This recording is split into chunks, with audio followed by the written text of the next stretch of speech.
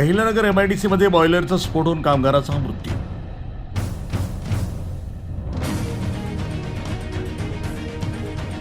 MIDC परिसरातील एका कंपनीमध्ये झालेल्या बॉयलर स्फोटामध्ये जखमी झालेल्या कामगाराचा उपचारादरम्यान मृत्यू झाला.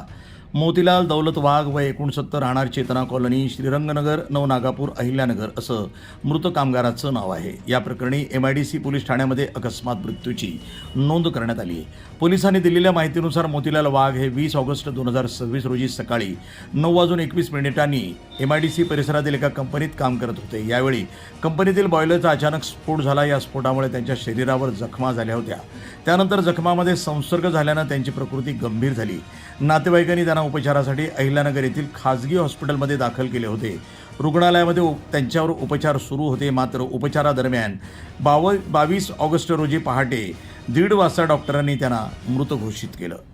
या घटनेची माहिती रुग्णालयाच्या वैद्यकीय अधिकाऱ्यांनी एमआयडीसी पोलिसांना दिली. त्यानुसार एमआयडीसी पोलीस ठाण्यात अकस्मात मृत्यूची नोंद करण्यात आली आहे. घटनेची माहिती मिळाल्यानंतर पोलिसांनी आवश्यक ती कार्यवाही सुरू केली आहे.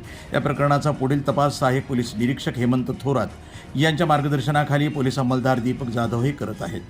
मृत्यूचं नेमकं कारण, बॉयलर स्फोटाची परिस्थिती आणि त्या संदर्भातील इतर बाबींचा तपास पोलिसांकडून करण्यात येत आहे.